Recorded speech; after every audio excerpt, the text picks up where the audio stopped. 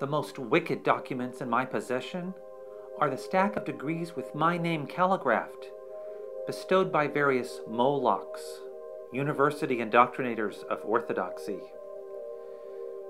It's one thing to find oneself surreptitiously hypnotized and brainwashed, but to pay for it over and over again?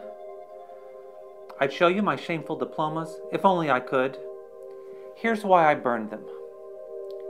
Even the one accreditation I wasn't embarrassed by, my doctorate of the forbidden sciences. Not only were they sordid, they posed an existential problem.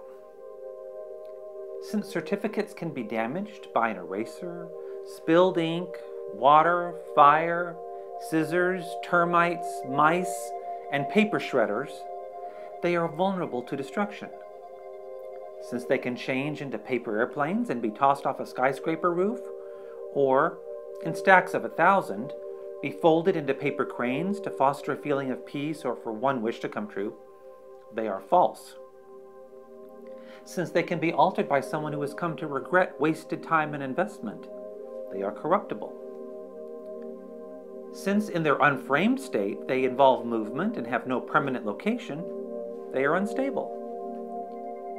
Since they can be reduced to confetti by someone celebrating emancipation from fascistic institutions, or to a fine powder, to molecules in fact, then in turn to atoms by the fabled atom smasher, and finally to nothingness, they can be vanquished. Things characterized thus as having never truly existed are empty.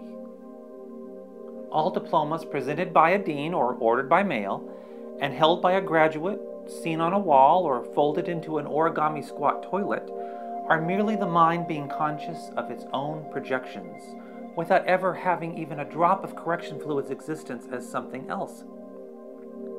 Luckily, for those belatedly tormented by the dubious credentials, the experiences of being enrolled in asylums of so-called higher learning were also illusory.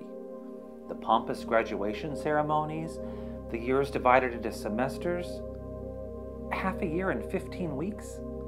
A dead giveaway that none of it adds up. Ah, bless, we get so confused, don't we?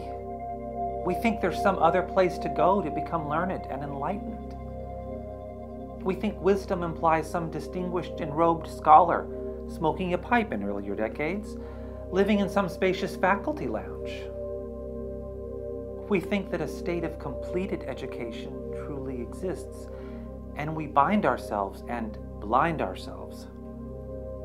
To use a metaphor, although untold fields of study and degree programs appear in a university catalog, in actuality, they are of the same pulp as the catalog pages themselves, just as the myriad stars of the cosmos reflected in the ocean are merely the water itself.